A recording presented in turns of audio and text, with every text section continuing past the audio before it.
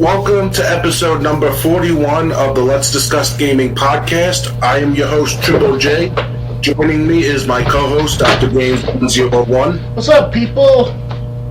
And I no longer have a sore throat, so I shouldn't be hacking up along through this podcast unlike 2 weeks ago.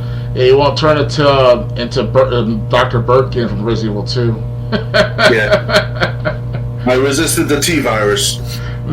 G-virus, actually. That's even worse. Alright. Anyway, we got a lot of things to talk about. We don't have articles for a couple of them.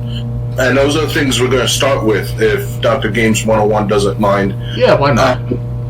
You said that you have a problem with Wings of Redemption, or you had problems with the YouTuber Wings of Redemption.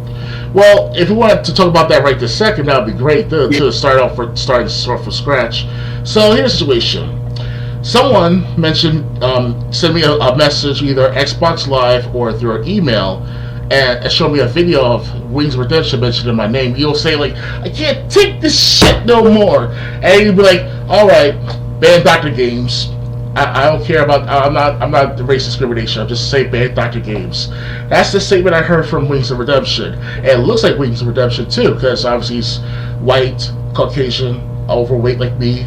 Shorter than me, obviously, smaller than me, but he's still a big guy. So I figured, so I said, okay, I guess I got underneath his skin from my past political content that I made back in years ago. Very controversial stuff about, many things you can think of back 10 years ago. One leads to another, later on next month, which is right now, as of this week, earlier this week, Optimus reported on Wings of Redemption lying about his, childhood friend or childhood related matters with other of his friends back in the past, and it was all nothing but a lie Wings of Redemption tried to explain in one of his streams earlier this week. So okay, that's a double whammy for talk about what's going on right now with Wings of Redemption. I think Wings of Redemption tried to start something with other YouTubers. I found out based on looking up his most recent videos or videos from different people. They'll talk about, like, oh, he's banned, and he wants to ban this guy, he wants to ban that guy, and it's like a ban accumulation over the years of what he was saying. And that was on his list as of like last month. So if that's the case, then if Wings of Redemption is listening in, or at least hearing me right now through the webcam, if you have something to talk about to me, then feel free to mention my full name, Dr. Games 101, and let's have a debate about what you want to talk about, whether it's about games. If you want to talk about politics, obviously that's a little past tense. It's like, do we really have to go back in the past for my past political work? I mean, it's all reflective of what happened back with the governments and all, so under Obama and Bush. But to no avail. If he's up for it, you know where to find me. I have email, Twitter, Facebook, MySpace even. If you don't know my MySpace, that is a different username. You got my Discord. And if you somehow found my phone number, which is very hard to do on the internet, feel free to give me a call as well. Usually I give out business cards to my local area. I kind of centralize my audience within my area rather than outside New York City. So only a few people in New York City know about what's going on with the Wings of Redemption situation, to my awareness, that is. So just to put myself out there to let them know, let the audience know that I have nothing against Wings of Redemption. I don't hate the guy. He's a pretty good entertainer. I hear from other younger gamers like myself, or like 20, 18, 19 years old. They kind of look up to him in a sense, or they follow him for many years on when they were kids. And I heard of Wings of Redemption for many years, since as early as 2012, 2014, give or take, if I recall correctly. There could be more than one Redemption out there. So, yeah. Okay. My feeling is I have no feelings, either positive or negative, about Wings of Redemption. I don't know who he is.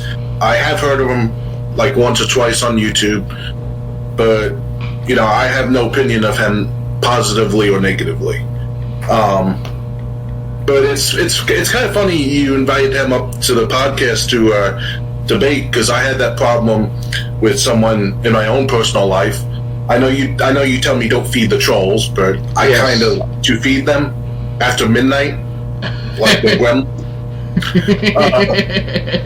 But this person, I'll bring it up because I actually would have had him on if he would actually defend his points.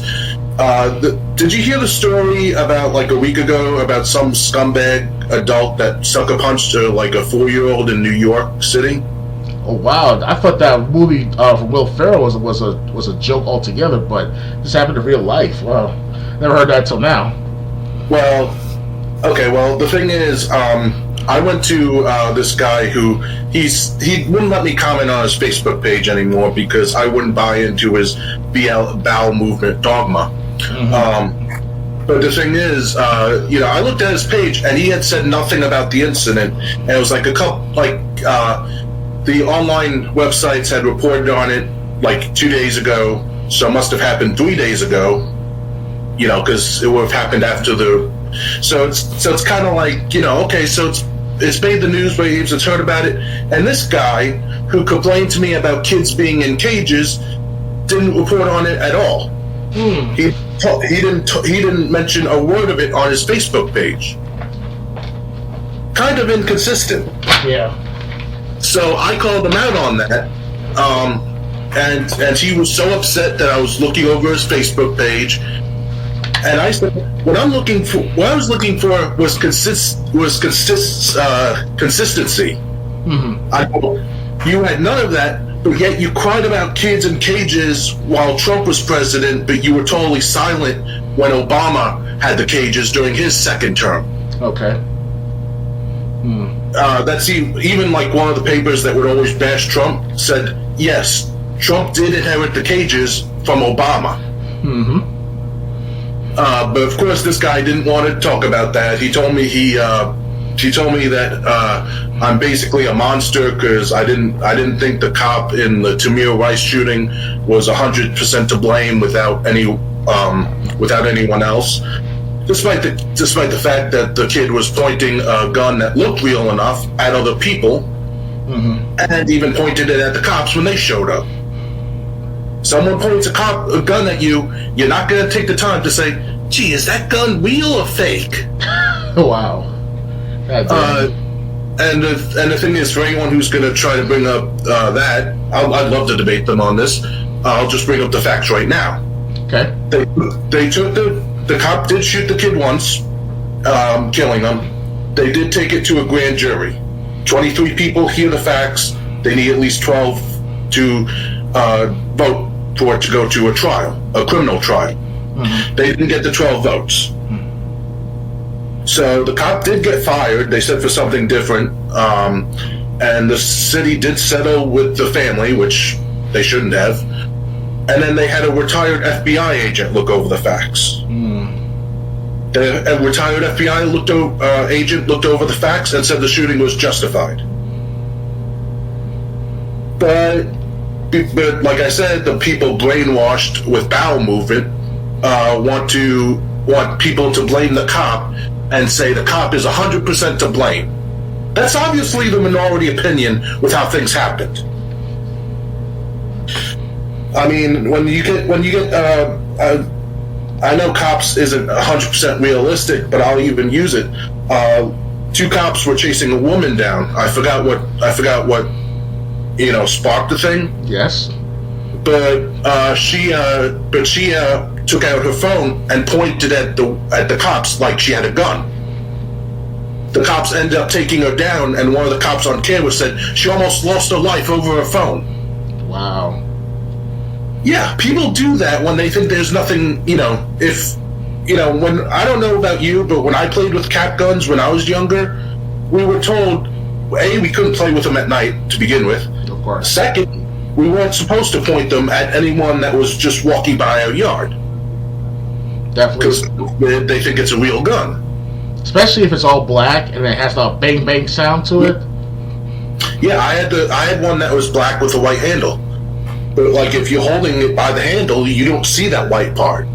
I saw kids who were around my age back in the 1990s or early 2000s here in Valley Stream. They were playing cops and robbers with actual guns in front of a Nassau County police station booth. like around that area. It was right behind the booth of the area. Like it was a park and everything behind there. It was crazy, but it was pretty cool at the same time. It was like you don't get that, you don't see that in the Queens. Yeah, so we played with cap guns, but the thing is, I would have never pointed it at a cop, even if it was fake.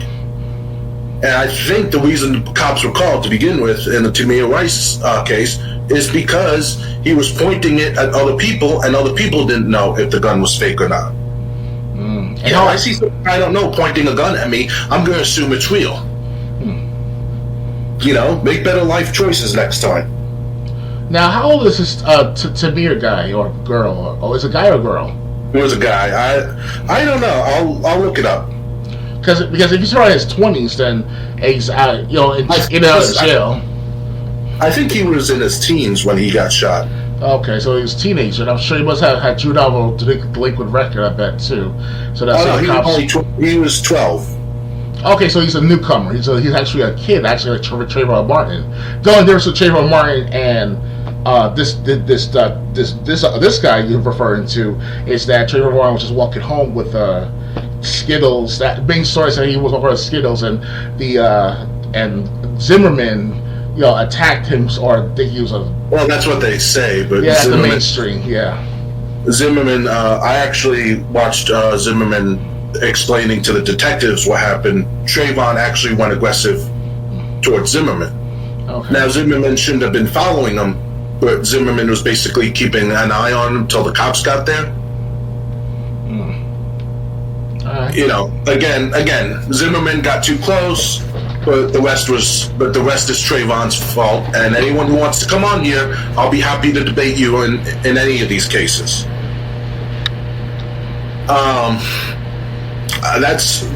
So anyway, like I told the guy, this the first part, and he just didn't respond to me. And now he blocked me from his Facebook, so I can't even see what he posted. I understand. It's kind of like, and the thing is, even after he chewed me out for getting on him for not talking about this, he didn't post anything about that afterwards. And then the next morning, I was blocked and I couldn't see his page.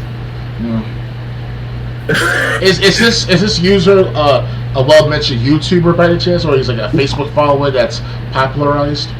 No. Okay. The only reason I know of him is because I worked with him personally for like 4 months. Oh, okay. So this is your past job history. Okay. Yeah. All right. I actually trained him at Sloman's. And I always got along with him, but then he starts looking at me like the enemy when he's brainwashed by bowel movement. So, look, I don't mind the sales of the BLM because they've been through a lot. Losing jobs, especially during the pandemic and all, going from job to job, place to place, looking for work. Especially at the height of the pandemic back in the 2020 time. The cells, some of them are legitimate people that understand about justice and understand about fairness and under the law. But they were at the wrong organization at the wrong time, or at the right moment, I should say at the same time, kind of, because George Floyd was an amplifier for the Black Lives Matter leadership to take capital gain on the matter. And the cells, the BLM cells, they got bamboozled, and I wish I could support them at least in what they believe in. I could say to them, I say the pro-black movement, the power to the people movement, we shall persevere, like wade in the water, children, all that stuff. Like those were some significant strides in our history as a country as a whole, us Americans. But the BLM has been not overtaken, but the leadership was started out to be with these 3 black lesbians, and I'm like, wow, this is a little contrary / not to mention they're being investigated by multiple states because they took in so much money, and people and the state were asking, where's this money that you failed to report on? Yep. That was, and one of the ladies, she bought a house with a hangar next to it. House in a white neighborhood, a gated white community. Gated? Oh wow! That's helping other blacks. If you know how, please tell me. But yeah, so that's why I don't support it, because they're not doing anything that I can see how other people would believe them. based on what you said. But with what I've seen, that's not what they stand for, and that's what they haven't stood for in a long time. Yeah. That's why I don't support them. That's why I don't support anyone who does believe in them. But I'm more than willing to defend my points on why I don't support them, why I think they're a bad thing instead of a good thing. Oh, yeah. But yeah, this Wings of Redemption situation is going. It's not just me involved. It's just other people. Optimus mentioned him.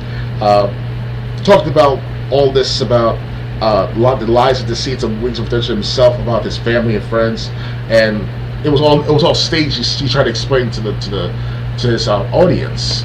And whatever's going on with him, I will. If it's okay with you, Triple J, I welcome him on our podcast one day, one night, and talk about it.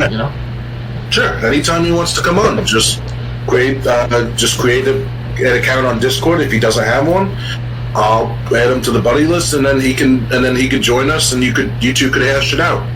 Not only that, I think does he have an email or actual YouTube channel? Because I try to look for his channel and I see like copies, cop-outs, like sock accounts pretty much of Wings of Redemption.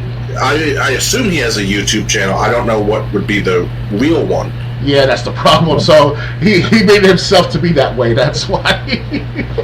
So he's been around for 10 years. The last time I checked, I think maybe even longer. Yeah, he's like Chris Chan, but not the transition stuff, You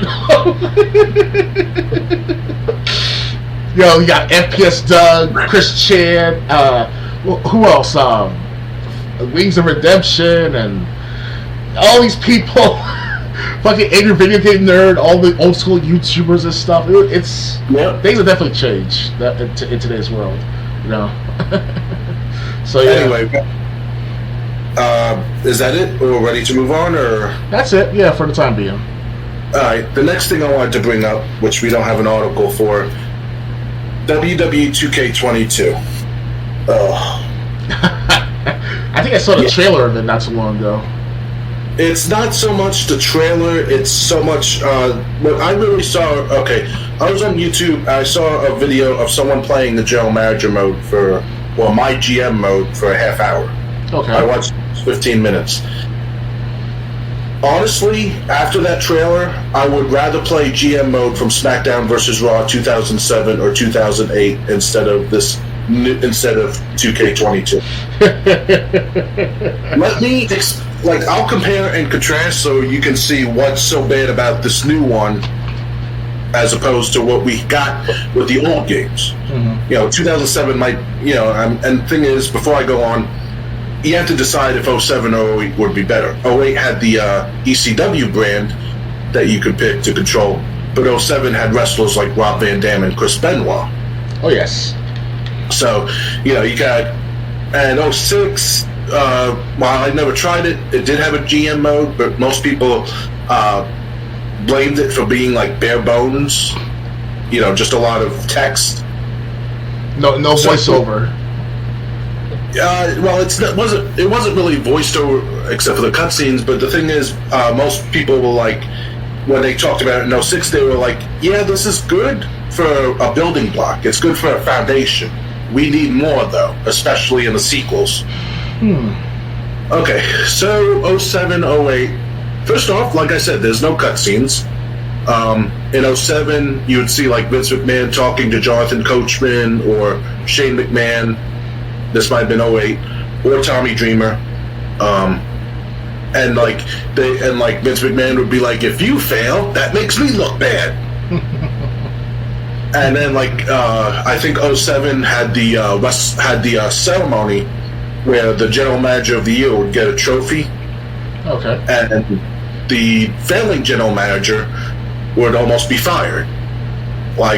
In 07, Vince McMahon awards Shane McMahon, who was running Raw, the trophy.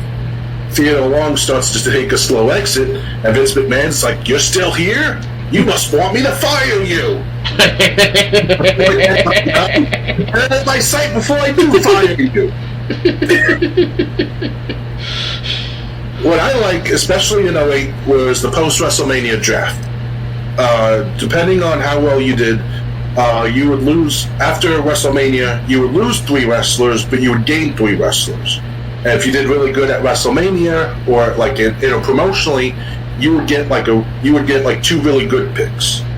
Like I was ECW. I forgot who I lost, but I got John Cena, The Undertaker, and Gregory Helms on my roster. Good selections. 2 heavyweights, or 1 superweight, 1 heavyweight, 1 cruiserweight. Yeah, Gregory Helms I had already traded away, but he came back. Gregory Helms. But anyway, the first thing, there's no post WrestleMania draft. You could start up your old save and continue playing GM mode year after year. You can't do that in 2K22. It just ends. In 07, there was 06 or 07, Raw still had Sunday Night Heat. Sunday Night Heat was optional in general manager mode, but it was like the B show, where you put your lower popular guys on there, hopefully to become more popular. There's no B shows in my GM mode of 2K22. In my GM mode, there's 4 brands you can pick from. You can pick Raw, SmackDown, NXT, or NXT UK. Regardless which brand you pick, they only have the world title for the guys and the world title for the women's. No Intercontinental Championship, no United States Championship, no Tag Team Championship. What? Not even European Championship? Come on now. Nope. It's world title for the guys and the world title for the girls in 2K22. Do you have to pay for the championships to appear in the game? They just don't exist as titles that are in the mode. Who thought about this? Just put only 2 titles in that game, W2K22. We can get into that more. Remember how in 07, 08 you could book like 5-man matches, 6-man matches, fatal 4-ways? In 2K22 GM mode, you can only book 1-on-1 and tag team matches.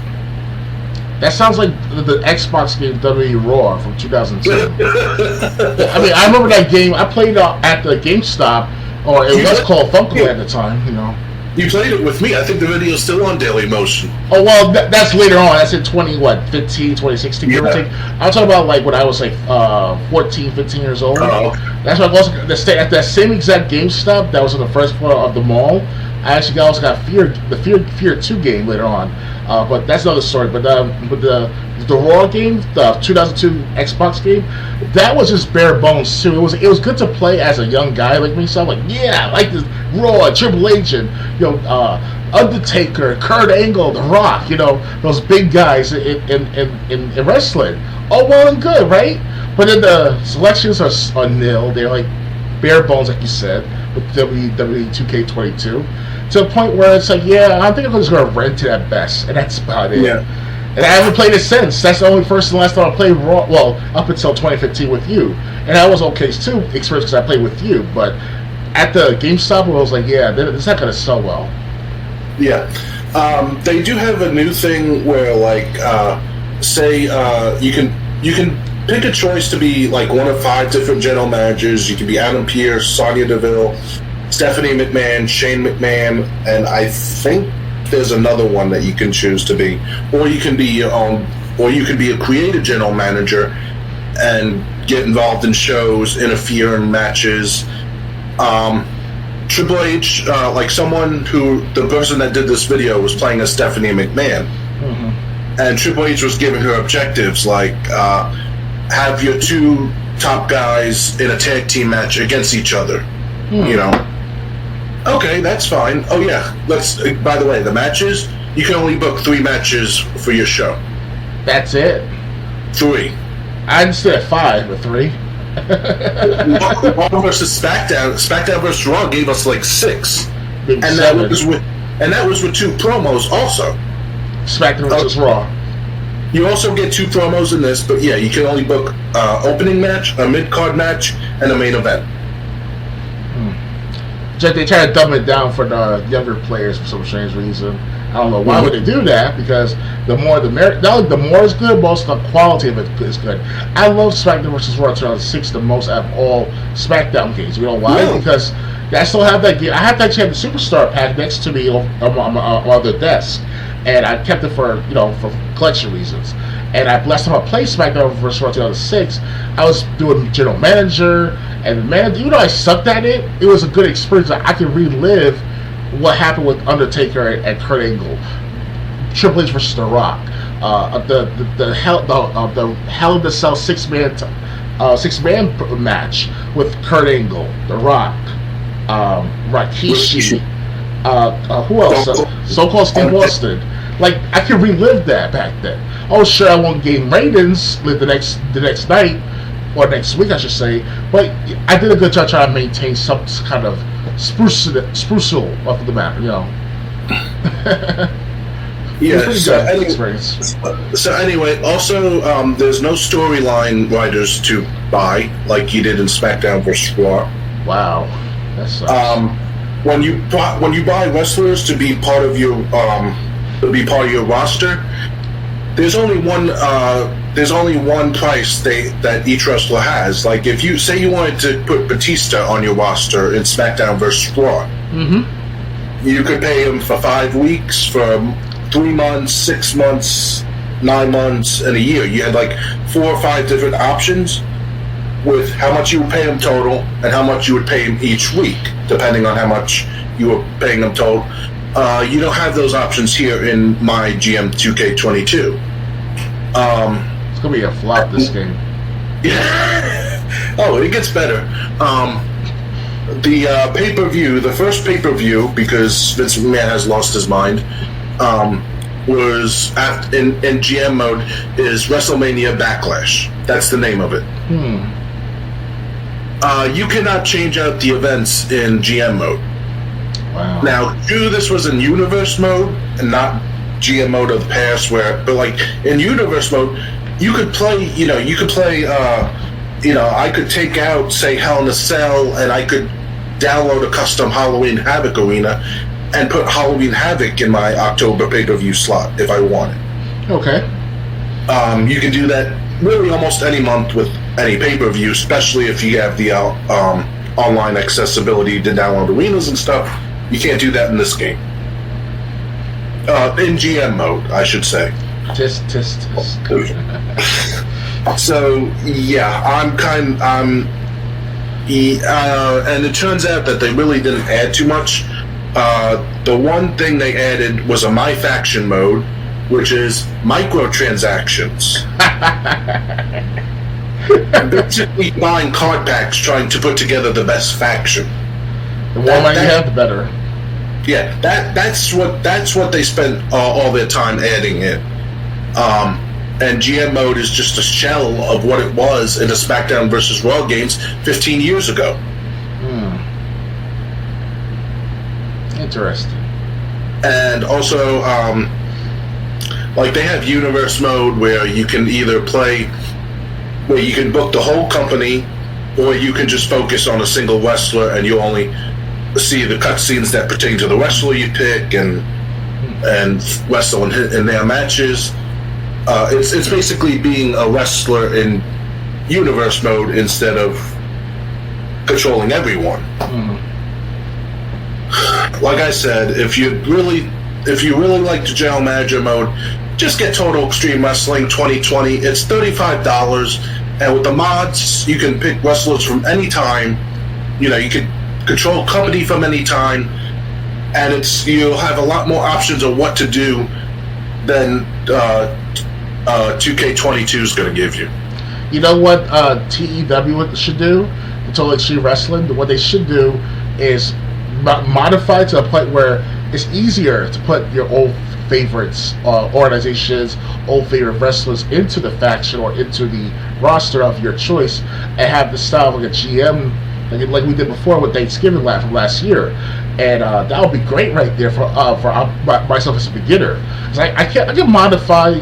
I can use mods and stuff with my computer games, like Alien vs. Predator and stuff. But it's more complex. Last time I tried it with you, when you were in New You York. tried it yourself, and it didn't work out so well. Yeah, I mean, I'm not stupid when it comes down to mods, because I'm not saying people say in my circles of friends that I'm like against mods. No, I'm not. I'm just saying that's not my thing. So. Well, since you bring up that Thanksgiving thing, I kind of wish we had done that differently. I kind of wished where we had, like, you had picked a brand and I had picked a brand.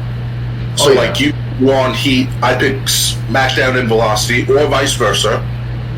And basically, we tried to get better shows because Total Extreme Wrestling gives you an overall rating of your shows. And I wish we had competed that way. We could have had our own personal draft. We could have redrafted the whole roster, basically. Yeah, if you ever want to, I still got that mod saved. It's up to you if you ever want to visit that. Okay.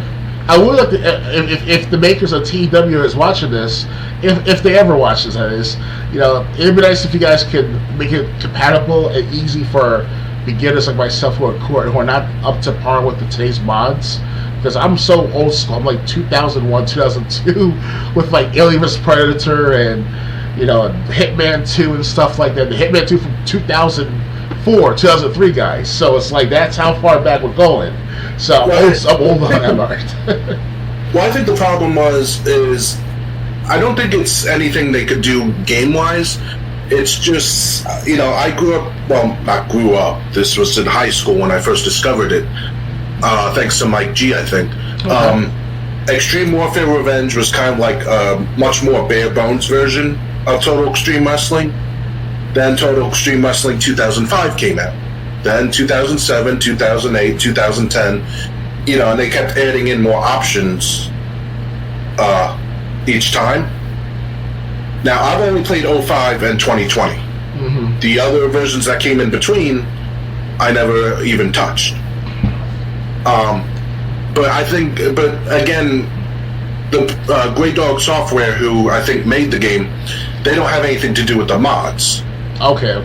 The mods are basically created by people who just have a lot of free time, understand how to do the files, and they put it all together in a package. And I've added like 9 different mods to my game, so it's like it's kind of like anything you do repeatedly.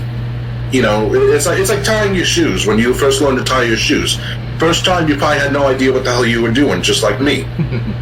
Now that we've tied our shoes for years, we can do it without even looking at our laces. It's a feeling more than thinking about it. Right. Muscle memory.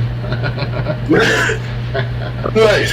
So yeah, I have absolutely no interest in getting 2K22 when it comes out in a couple weeks. And will this 2K22 game, will this be the first and only game for this year, and from now on every year it's going to be 2K23, 2K24, and so on? Probably. Okay. That sounds much more realistic. I'm starting to wonder if 2K22 fails, if there'll even be a 2K23. Tell me about it. 2K20 was a big failure because it just didn't work. Okay. Then they canceled 2K21. Oh, wow. Instead, the publishing company 2K had a different development company do WWE 2K Battlegrounds. Okay. It was supposed to be a sequel to WWE All Stars. Instead, it was an insult to WWE All Stars. And now we're getting 2K22 because whoever is developing this game, they had the extra year and a half to make sure this game works right. Okay. And it's just kind of like, after a year and a half, this is what you're giving us? I don't know, man. It's just, I think I'll go back. As soon as I get a new computer, I'll definitely go try out the TEW program again. And I hope that by then, new program, a more up-to-date Windows 10 program, because the one I have is a free upgrade from 2015. And it still makes things better up to a certain point. But maybe a bigger processor maybe more space, and obviously more ableness to, because obviously as computers get more and more advanced, some of these computers and operating systems become more compatible with the everyday user, so. Right. So, yeah, although if we do a GM versus GM on Total Extreme Wrestling, it would be better if one of us had the game, because if both of us had the game and one of us lost the files or had the game deleted or something, yes, it would be probably pretty hard to continue. Yes, and not to mention, like I could play on my end, you would have to have the exact same things happen on your end. It would be like an online lobby, but someone has to host the lobby and stuff like that, which can be cool. So if we did GM versus GM in Total Extreme Wrestling, it would probably be simpler if we did it like how we did it last time. But it'd be worth revisiting if you were interested. Definitely. Okay, ready to move on? Yeah. All right, the first article, and actually it's about WWE 2K22, believe it or not. Let me turn it on so everyone on Twitch can see it.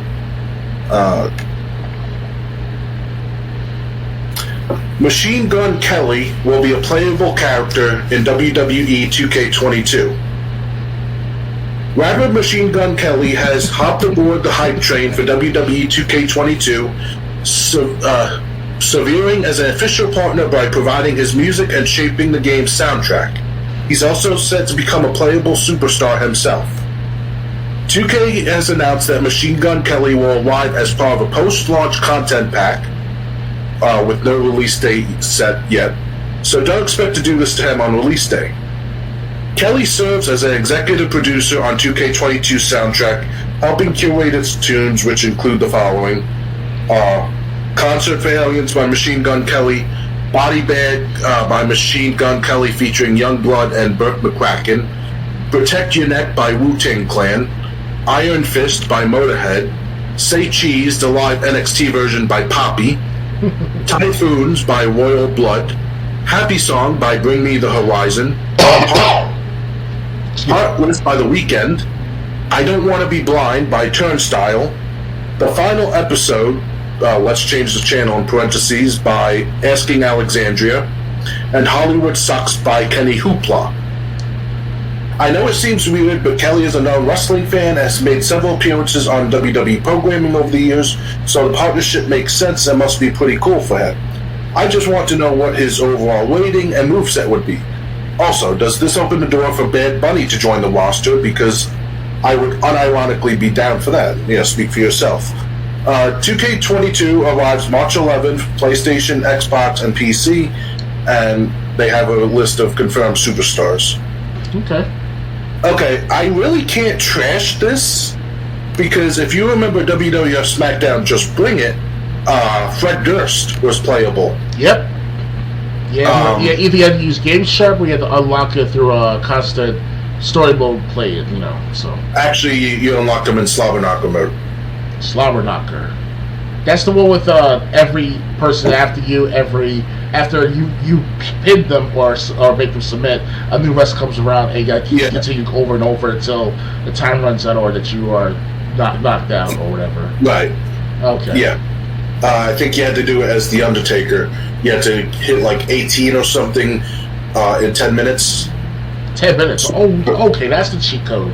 All right, that's a cheat code, most like. Oh, that quote-unquote cheat code. Okay, yeah, because back in the 2000s, cheat codes used to be a common thing with PS2, Xbox games, and back during PS2 time, I had Game Shark. It still happens to this day, the card. I don't know where I put the card at, and I definitely don't know where to put the disc at for PS1, but I still have them. And to this day, at the time especially, I was able to get Fred Durst somehow way through a Game Shark, if I recall correctly. No, you can unlock him with Undertaker, just like if you played as The Rock in Slobber Knocker mode. I think you could unlock the old SmackDown Arena or the new SmackDown Arena. You unlock the one of the SmackDown Arenas and Just Bring It if you played Slobber Knocker mode with The Rock. Nice, okay. Again, you had to get like 15, and then I think you started out with the Ovaltron, and then you could get the Silver Fist if you played Slobber Knocker mode with The Rock. So yeah, we had Fred Durst in WWE 2K22. He had WWE SmackDown Just Brilliant. Excuse me, I got 2K22 on the mind. Well, why not? They got Johnny Knoxville coming in for WrestleMania, so I still got. I think she just bought recently last year. I bought, or 2 years ago, I bought SmackDown Just to Bring It. So I might do a record on it sometime. Hopefully this year. I hope. I got so many games to go through now. Both Xbox 360, Xbox One, and PS2, PS1. Man, it's so overwhelming to be being an adult gamer now. I love it. I got plenty of time on my hands. I don't have a full-time job, but if I had a full-time job, it would be hard as hell to keep up with this. You wouldn't have as much time to play them. No, so that's a blessing right now in my life to have this kind of time on my hand. So. But also, speaking of music partners, in SmackDown vs. Raw 2009, they had Murs do one of my favorite songs from that soundtrack, which was SWC. Okay. Stand Without Care or Standing Without Care. I forget exactly what the S stood for, but that was one of my favorite songs, or that was my favorite song on the whole soundtrack.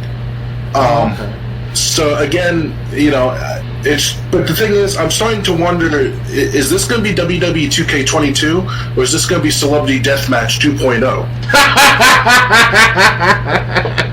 The Celebrity Deathmatches, those are funny. I like that. That's a good reference. I mean, if you put we had Fred Durst, and that was fine, but then if you put Machine Gun Kelly and Bad Bunny and Johnny Knoxville, because apparently he's did some stuff earlier in the year, and he's still coming back. He's getting an Intercontinental Championship match. WCW 2001, anyone? It's just like it just shows, basically WWE fired over 200 wrestlers since April of 2020, and now people are going to pay the price because so many wrestlers are not going to be there this time, and Machine Gun Kelly, Bad Bunny, they're not going to cut it as replacements. Yeah, Machine Gun Kelly used to be Eminem, actually, to be honest with you, because Machine Gun Kelly is it's like second to Eminem's because of rapping and all. I mean, Eminem can eat anyone alive and still make it stay on top, Well, the whole reason they picked Machine Gun Kelly is because he's appeared on WWE programming before. Oh, okay. Don't get me wrong, I'd love to see someone pick up Eminem and throw him off the Raw stage, but that's that's preference. So yeah, that'd be interesting. Previous Eminem fan, but the whole reason, like I said, I understand why they're doing it. I'm just saying that's not going to be enough. If that's what they're banking on, it's going to be a disappointment. Be interesting is to bring both Eminem and Machine Gun Kelly to 2K22 and have a 3 Stages of Hell promo on WWE programming, the actual program of WWE. And right before the game comes out, they put the promotion between Eminem and Machine Gun Kelly do 3 Stages of Hell. First stage, a rap battle. Second stage, a wrestling match. And third stage, a Hell in a Cell. Now that would be perfect right there. You're looking different these days, Vince Russo. Vince Russo. Oh yeah, he ran out of ideas, obviously. So why not? Why not? Yeah. So anyway, that's done. I'm just not interested in 2K22, even after Machine Gun Kelly announcement. Okay. Anything else to add, or time to move on? Yeah, 2K22 is gonna be dead on arrival. That's okay. it. Hold on, just okay. Next, new Xbox Game Pass editions include Madden NFL 22. Total War, Warhammer 3, and more. Another day, another opportunity for Microsoft to add even more games to its Xbox Game Pass subscription service, and today, written on the 15th, the company seized the opportunity. Microsoft has revealed 8 new additions to the service in a new Xbox Wire post today, including Madden NFL 22 and more. For the uninitiated, Xbox Game Pass is basically Microsoft's take on Netflix video games. You pay $9.99 a month for the standard subscription or $14.99 for Ultimate, and get access to a library of games you can download and play immediately. Ultimate allows you to play these games on PC too. Plus, you can play certain games via Xbox Cloud Streaming Service if you're a subscriber. This is what's coming to Game Pass. Starting on February 15th, Mass Effect Legendary Edition coming to the cloud. On the 17th, Lawn Mowing Simulator for Xbox One. That's gonna be great. That's gonna be great. Madden NFL 22 coming to console and PC on February 17th. Total War Warhammer 3 coming to PC on February 17th. RoboQuest, just a preview, coming to PC on 22nd. Galactic Civilizations 3 came to PC on the 24th. Super Mega Baseball 3 came to consoles on the 24th. And Alice Madness Returns will come to PC in a couple days on the 28th. Here's what's leaving Game Pass. These games are starting to leave on the 28th of February, so in a couple days. Hypnospace Outlaw will be leaving Cloud Console and PC. Killer Queen Black will leave the Cloud and Console. Stealth Inc. 2 will leave Cloud and Console. Tuhu Luna Nights will leave Cloud Console and PC. And on March 1st, Titanfall will leave EA Play for console and PC. In addition to Game Pass news, Microsoft has revealed that Dreamscape, Firewatch, Lake, The Pedestrian, Yakuza 3 Remastered, and Yakuza 4 Remastered now have touch controls available when playing them via Xbox Cloud Gaming. So, do any of these games interest you that are coming to Game Pass? Well, the ones that I leave, and I'm like, what are these games again? I never heard of these games before. And I have the updates on my Xbox for the Xbox messages and stuff like that from Xbox themselves, and I never heard of these games until now. So I don't know what Xbox is doing on my notifications, but I think they're finding out my reason not to play those games leaving. So that's a good thing on their part. However, the new stuff that's coming in, the Legendary Edition of Mass Effect, that's going to be interesting to play. See how the difference between the first 3 Mass Effect games of the original 360 games to the remastered or not remake, what I call it like that, but more like a remaster. And I heard they censored Mass Effect, especially the trilogy, the first trilogy.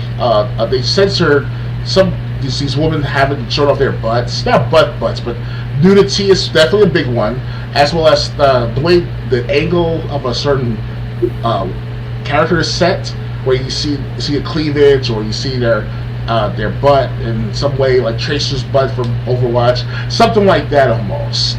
And they censored that part out. So I'm not sure if I should. I will play it just on the Game Pass. It's perfect. I save money that right then and there, and I can definitely record it and show you can see my experience in the matter. So, but yeah, I think it's gonna be interesting to see these good ones coming in.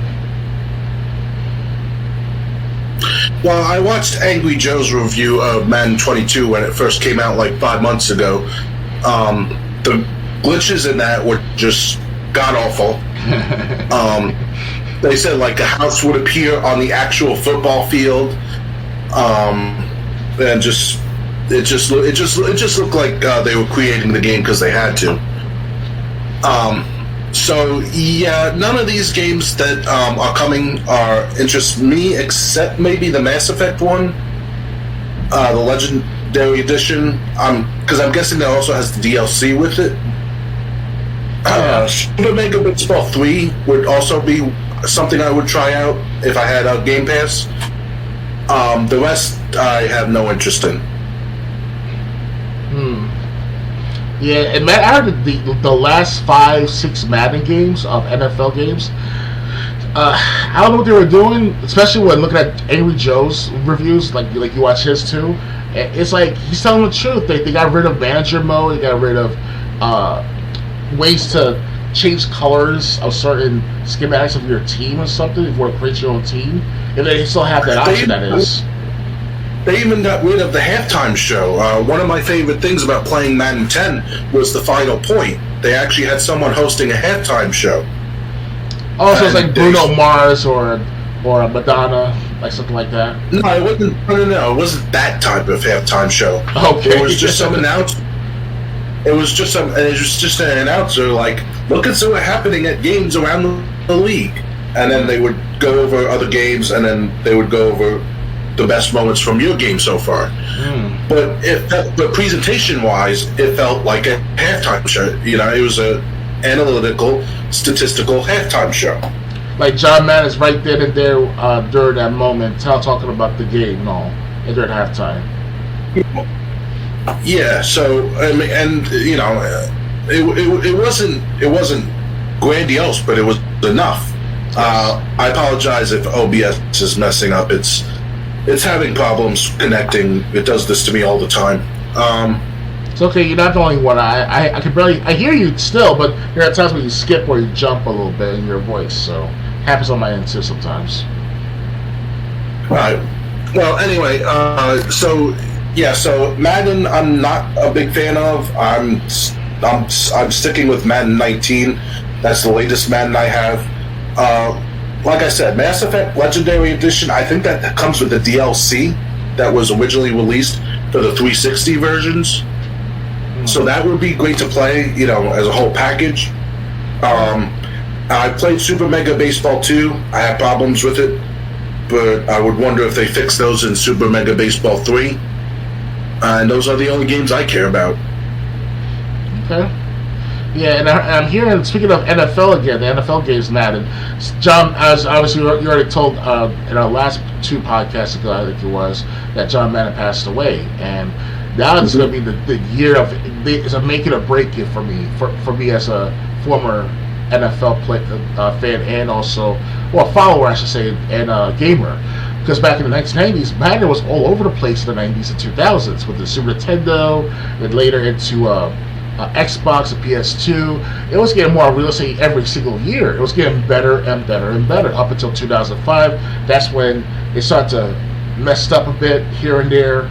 But by 2010, 2015, especially by then, it just went like out of nowhere. Just like the quality just like fucked up a bit. So if they really want to bring back their old players from 1990s, like you and I at least, then you must make Madden look like a legend in that game. You gotta do something just good, very good, lots of good. Just do what Angry Joe suggested in his review. But the thing is also, I think Angry Joe said this in his review of Madden 22, that the NFL and Madden have agreed to like another 5-year deal. Okay. Another 5-year exclusive deal. So no one's making football games until like 2026 or 2027. I see. That's kind of, I won't say it's a good thing, but it's nice to see some new players, new workers, like new company take over and say, hey, let's do something like we see back in the 1990s. Bring back not the exact graphics, obviously, but something like revolutionary. Because John Madden died. And the NFL had Colin Kaepernick. They got rid of him. He was the pivot point in the NFL, where NFL was for the last 3, 4, 5 years now. And it's just Colin Kaepernick no longer wrestling anymore. I mean, not wrestling, a football player anymore. He's making all these deals with Nike and all, and spreading the word about slavery and NFL and shit like that. I mean, he's making like money doing that. So bring back Colin Kaepernick as a special guy, in the NFL, right? Something like that. See the what if? Because I never saw Colin Kaepernick actually perform. I was not into all that kneeling and stuff because it was like wrong place, wrong time, Because, I'm not a football fan, but I could think of 10 other players they could bring back from the past that I'd rather see as like a bonus instead of Colin Kaepernick. How about Emmitt Smith, Dan Marino, John Elway? I heard Robert Griffin III, RG3. Yeah, Why not some of these guys? If you're going to bring back someone from the past, I'm saying. Definitely. I'm not sure if RG3 is still playing football, as you can tell, he switched teams. Because he was on the Chiefs last time I checked. And that was back in, 2016, 2015, 14 maybe? And I barely watched football at the time, because I was more into the wrestling / gaming / politics and all that stuff. So, it was a different time for me back then. And seeing all that Neeland stuff, it was okay at first, but now it's spread in that 2017 season with Donald Trump and all. I'm not saying I'm against it entirely, but it's just that, do that off your time, like Colin Kaepernick's doing right now with off his time. He's doing something for the community, at least in a certain, at the surface level type of good way, other than the money making, but to no avail, right? Yeah, so ready to move on? Yes. Okay, just let me turn off this so people can see what I'll be looking at next. Netflix partnering with Take-Two on a BioShock film. Ooh. Netflix has been rather successful with TV adaptations of popular video games like Castlevania and The Witcher. I've never seen either personally. Now, the streaming Goliath's giants are set on 2K Games' gene-splicing BioShock series. Only this time it's being developed as a movie. Okay. The Hollywood Reporter states that Netflix is partnering with 2K's parent company, Take-Two Interactive, and Vertigo Entertainment to bring the series to life. The THR report calls this an effort to develop a potential cinematic universe, which is fitting considering the multiversal events of BioShock Infinite. Currently, there are no names attached to the project for writing or directing, nor is there any word of which era of BioShock we'll be seeing on film. BioShock has long been in Hollywood's crosshairs for an adaptation. In 2009, it was announced that Pirates of the Caribbean director Gene Verbinski was helming a movie based on the franchise, but that fell apart after a couple of years. Verbinski spoke about the dissolution of the project back in 2017, saying it's an R-rated movie. I wanted to keep it R-rated. I felt like that would be appropriate, and it's an expensive movie. It's a massive world we're creating, and it's not a world we can simply go to locations to shoot. No kidding. Would be building an entire underworld universe. Don't they mean underwater? So I think the combination of the price tag and the rating, Universal just didn't feel comfortable ultimately. With BioShock's care tenets prescribed in BioShock Infinite being a man, a city, and a lighthouse, this new take on the series could possibly be separate from the Raptures and Columbia's renowned love. However, chances are very high we'll see those submerged and floating cities before exploring other doomed civilizations led by deeply flawed megalomaniacs. The allure of bringing Andrew Ryan and his big daddies and little sisters to life is likely too iconic to avoid. Which BioShock would you want to see the movie take place during? And do you want a rehashing of the existing games, or would you see rather a new story using the BioShock setting? Good question, my friend. And I only played BioShock Infinite. It was on sale for about a few dollars on the internet and here on the internet. And I played the first session with my audience on BitChute.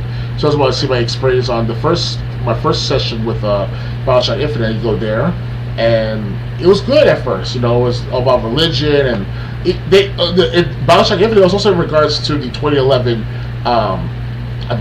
protests of the banks and all, from the 2008 crisis and all. So they put that in the game in an indirect sense. This is what I researched on about BioShock Infinite. So that's what made me come to that game, because of that reference. I know that sounds weird for me to say that, but I'm a political animal, so what can I say, right? But on a serious note, on a good note, I should say, it's a good game. I wish I had more time to play it constantly. But with all the new games out, with Apex Legends, because Apex Legends, it's going to shut down eventually. So I figure play more of that right now until they shut it down. Then I'll go back to BioShock. I'll go to SmackDown. I'll go to, you name it, all those games. Hollow Knight even. I just played the other hour. So, but would you rather the movie take place in BioShock Infinite, tell the story of BioShock Infinite, or would you rather tell them a whole story that's never made it to a video game? It's a toughie because I never played the first two, so I cannot really put my finger on it. However, if they go based upon the popularity of BioShock, go for the fandom. Go for those who actually played all 3 games. And if the first 2 I heard were very different from the BioShock Infinite, so focus on the first 2 BioShocks, and then make a sequel to BioShock Infinite for the general audience or whatever. Okay. I played all 3. I beat the second BioShock. I'm like at the end of the first BioShock. I don't know how far I got into BioShock Infinite. For anyone that's watching out there, the furthest I got in Infinite was when you were trying to escape with that woman. I think Elizabeth was her name. Okay. And you were like on the ship, and the Patriots, the George Washington statues, were after you. But the dragon that kept Elizabeth prisoner was actually trying to help you against these George Washington statues, but if the dragon died, that counted as game over, just like if you died. That's the furthest I got in an Infinite. 2, I completed all the way through. 1, I'm near the end. So I would prefer the first one, just so they have something to like build if they did get a sequel. Mm-hmm. And would I want them to tell the story of 1? Yeah, because if they go off into their own own stories right away, they're gonna get rid. The BioShock fans aren't gonna stick around to see the movies. Definitely, they're not even gonna buy the DVD or Blu-ray. They should learn from Resident Evil's mistakes, the live-action movies. No one really likes the first one. I kind of warmed up to it years and years later. But the second one had Nemesis, had Jill Valentine, had Carlos.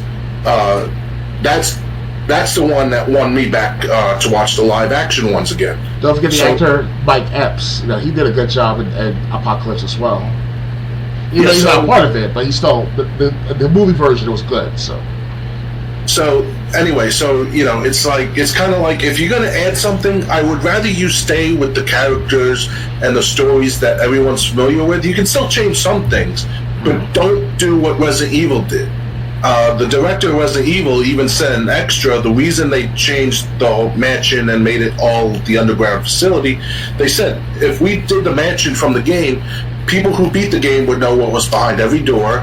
They would know what enemies were coming, when, and there would be no surprises. Okay, but they took it a little. They could have had the movie take a little more time in the mansion, either in the beginning or the end. And not change it to as bad as not change it as much as they did. Yeah. So I'm saying if they do BioShock, start with the beginning. Start with the first one. Include the characters that we're familiar with, that people play the games are familiar with, and then they could branch off into their own stories afterwards. Yeah. And I have to say this too, though, that I know Resident Evil shouldn't be a topic to discuss right now, but in the recent movie, the 2021 movie, I heard it was horrible, way worse than the 6 movie collection from the Alice character in it. So it's kind of like, every single time Hollywood do something with these gaming movies, it's to the point where it's complete opposite to what the fan base of these games are, from. It's they can't refer to the fan base what they want. And it's simple. All you gotta do is follow the game, then change them a little bit, but not too much.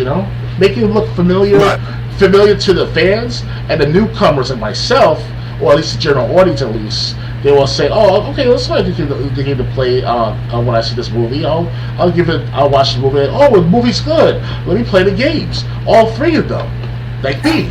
I mean, not me Browning personally, but in a parallel type of sense where it's like, okay, I played BioShock Infinite, good game and all, so I'll play the first 2, because I'm new to the stuff. So, just to link this together, in elementary school, when I was like in 5th, 6th grade, one of the games that we played all the time on Nintendo 64 was GoldenEye 007. Okay. That game made me interested in seeing the actual movie.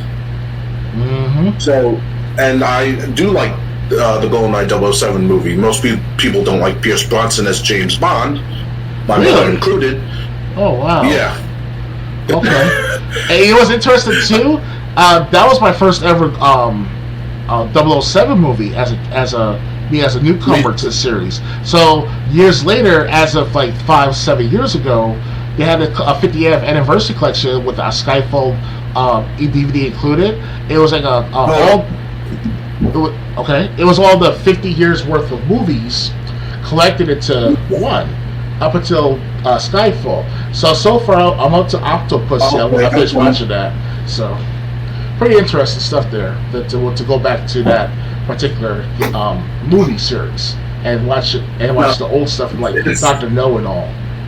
And Can you keep this conversation going, family? Yeah, sure. So yeah, guys. Now with GoldenEye, it was awesome. Awesome intro. You thought that you was watching a typical action-packed movie. No, it's just Pierce Brosnan being 007, will go into the base with his parachute off or zip glide or whatever it's doing, and when you try to escape the facility, it was some pretty cool, timing, to go hide between those canisters so it wouldn't blow up in front of him and all. And I don't want to spoil the movie, but it's pretty good. And if you just want to watch the other movies, hence Tomorrow Never Dies, World's Not Enough, Die Another Day. Then there's also the 2003 Casino Royale movie with the introduction to Daniel Craig and all. All these guys that I grew up with, and now Daniel Craig, that was his last movie, was what? That's Spectrum. If Spectrum is this has No Time to Die. No Time to Die, I've got to see that movie too. But I want to see the rest of the movie, what's that called? The movie Octopussy. That was a good movie too. That was pretty intense. So pretty good stuff, guys. I recommend getting the 50th anniversary on DVD on Amazon. They should sell for no more than about $75. But at this time, it's just of its rarity, or it's soon to be rarity, they might going to increase the price to about $100 if you're lucky. That's DVDs, that reminds you. They haven't put it on Blu-ray last time I checked until maybe recently. I hope they did. But DVDs are good because with DVDs, it's very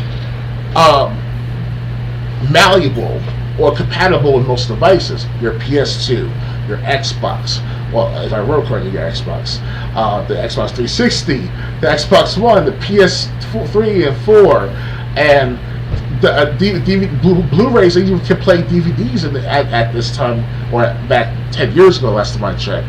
So it's all worth buying DVD movies, guys.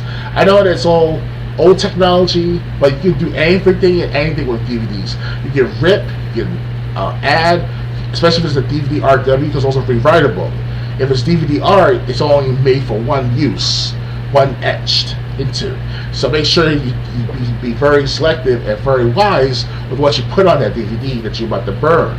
So, like there's documentaries out there that I watch that you have to look on the ground or at the local street level. You're not going to find this at a regular store. Some of these DVDs about other documents about nanogenetics and mind control and stuff like that. We're going into a different territory here, guys, but it's interesting to see all this technology evolve over time in your lifetime. And then for the last 5 years, we saw the Ghostbusters. I got the Ghostbusters on DVD for $3. That's how bad the movie was. That movie was not completely trash, but it's just enough to get me by to laugh at the quirkiness, the incompetence. And Miss Leslie, she did a good job too as an actor. I can't blame her for being part of a movie that sucked to most people, but it's a good movie to watch. It's watchable. It's not unbearable. It's just watchable, like a popcorn flick, whatever. It maybe got Ghostbusters style type of nostalgia per se at first, but eventually, they used the fucking hearse for the Ghostbusters and all. Pretty cool stuff. So yeah, we're off a tangent from BioShock. So BioShock, basically, I have to say, BioShock. I should definitely get that the collection. That's somewhere on the internet. I forgot where exactly, but I saved it to one of my websites. So my website's wish list.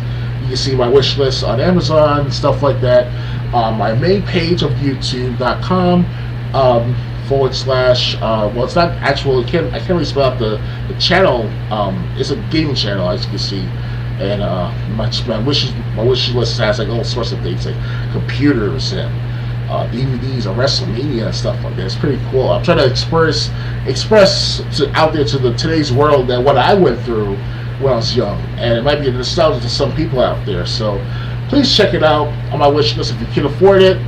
If you can afford it to donate to me, everything's down in that description box of my about section of my YouTube channels, and you'll check them out, right, guys? And it's I have to say, this BioShock thing is pretty cool to look into, because I gotta play the first and second BioShock, and like I said, I just played BioShock Infinite, so it's pretty cool. It's BioShock Infinite. I don't know how it does with the 2011 protests and all. I don't know what BioShock Infinite was thinking, the makers of BioShock, but they really did put the religious stuff in there and talk about the end times and the end is coming, and not the Lord Jesus Christ, but something godly is going to happen, the biblical proportions and stuff like that. That's like a mini prophecy in the game. So, yeah.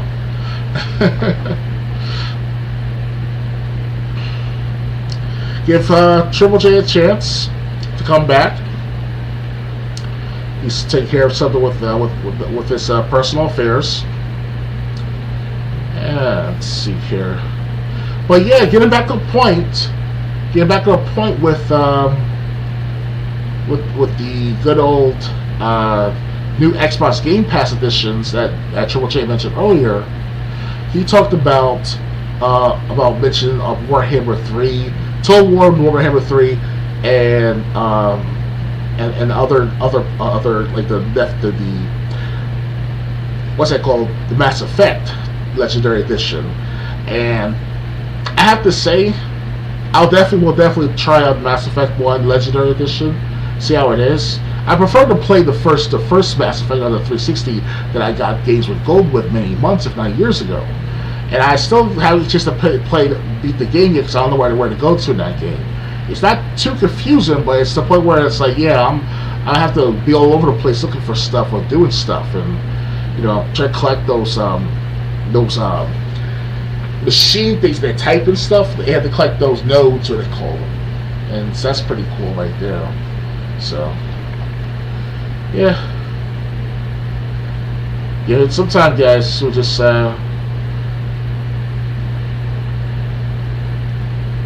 it gives some Triple J time. I do apologize for the dead silence. Please stay tuned. Hopefully it'll take care of its affairs.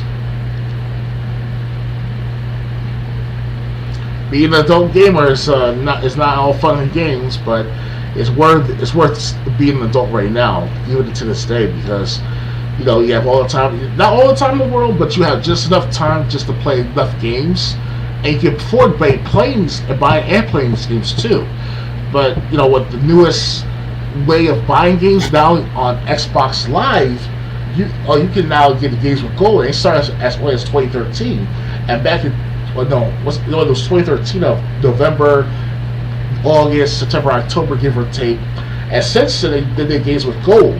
And during the games with gold, you were able to get Halo 3 first, and then Halo Reach soon after. And that was the best deal ever to have games with gold. Then they started having Hollow Knight, which I think was a games with gold at one point. If not, that I paid for it as a discount. So that's good thing with games with gold. The Xbox Gold was that you get good discounts for future games, or for new upcoming games like Hollow Knight. And Hollow Knight was on sale as of like last year. I think I bought it for about $7, $8, $9, $10, give or take, no more than $15. But the original price was like $20, something like that. So I was like, hey, with this Game Pass and also add on with the gold, it makes a big difference on buying things. So yeah. Triple J, you there? Yeah, I'm back. Alright, my friend. I've been talking about all sorts of stuff, from GoldenEye, 007 collections of DVDs, and Bioshock movie and Bioshock and all. We also talked about going back to the Games of Gold or the Game Pass and stuff like that. So I reminisce about the matter. All right. Well, yeah. So all I was saying is, in relation to the Bioshock movie, they can change it, but they don't. They better not change it too much. Don't introduce a new main character right away.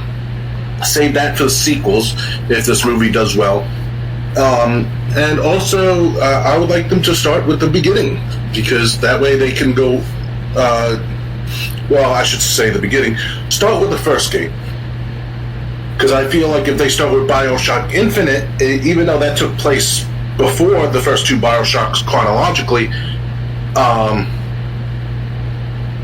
yeah, I would want to see the story with Adam and the little sisters and Big Daddy. Yeah. Yeah, and then like I said, the sequels they can do whatever they want as long as they keep enough of the core movie that we liked. Because if you think about it, GoldenEye 007, the video game and the movie, they were pretty much spot on.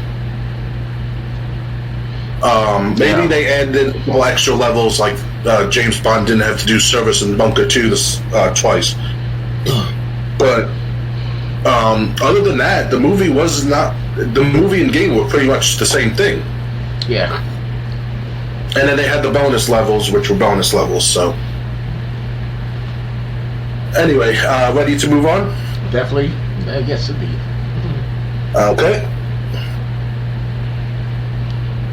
Next one. Okay, I got something to talk about here. Nintendo will end eShop purchases for Wii U and 3DS. It says next year, but listen to this. Nintendo has revealed that eShop purchases on the Wii U and 3DS will come to an end next year. More specifically, it will no longer be possible to make eShop purchases on these two consoles after March 2023. Upload a digital game preservation once this goes into effect. The only way to purchase games both on the Wii U and 3DS will be physically, and if previous digital storefront shutdowns like this are any indication, those physical game prices are about to skyrocket. It will also no longer be possible to download free content, including demos, Nintendo writes on the website. As of August 29, 2022, it will no longer be possible to use a Nintendo eShop card to add funds to an account in Nintendo eShop on Wii U or the 3DS family of systems. However, it will still be possible to redeem download codes until late March 2023. No changes are planned for this eShop on Switch consoles as a result of this, of course, although wouldn't it be nice if Nintendo could bring Wii U games and 3DS to the Switch eShop somehow? Even after late March 2023 and for the foreseeable future, it will still be possible to re-download games and DLC, receive software updates, and enjoy online play on Wii U and the 3DS. We thank you for supporting Nintendo eShop on Wii U and the 3DS family of systems. Nintendo's Q&A about the announcement says this is happening because it is part of the natural life cycle for any product line as it becomes less used by consumers over time. Yeah, right. Stick that up here. And it is providing this notice more than a year in advance at the end of purchase, so users will have plenty of time to prepare. What's especially unfortunate about this news is that there are many games still only playable on these consoles, such as Xenoblade Chronicles X, which is stuck on the Wii U, considering it hasn't been ported to Switch like Xenoblade Chronicles. Now, when the Wii U eShop goes offline, the price of a physical copy of Xenoblade Chronicles X will skyrocket, and it will be harder than ever to track that game down and actually play it. But hey, in the meantime, you can look at your Wii U and 3DS memories, see highlights from your time on these consoles. While waiting for March 2023, how do you feel about this announcement? Let us know. Okay, can I go first on this one? Yeah, go ahead. All right. I might have skipped it somewhere, so I'm looking at it. But they also said not only in August will you not be able to add funds through eShop cards. I also heard that in May You're not going to be able to add funds from a credit or debit card. What? Yeah, and the whole thing is they're shutting that down from what I heard in May of 2022. Now they're going to stop eShop card payments in August of 2022, but you're leaving it up till March 2023 at least. What's the whole point for the early, shutdown of adding funds to these systems? And I mean, there's a lot of games on the virtual console. I can't afford them all at $4 each Nintendo game, $7 each Super Nintendo game. But I bought a bunch. I bought the Donkey Kong Trilogy games for Super Nintendo, Super Mario RPG. I bought Castlevania 1 and 3 on Nintendo on the virtual console. And now I only got a couple months if I want to buy more. And the thing is, okay, I know a store near me that sells e-points, so maybe I have a few more months. But if you're going to leave it up at least till March 2023, why are you stopping accepting payments so far in advance? And it just sucks because, the Wii U virtual consoles, the only way you can get games like they got Kirby's Return to Dreamland 2 and 3 for Super Nintendo. Those games already on eBay go over $100 each. Easily. And I get them for $7. And I can get those games for $7 on the Wii U virtual console. But when they shut this down, all those games all the Wii U virtual console, it's going to be just like the Wii virtual console. It's going to go bye-bye.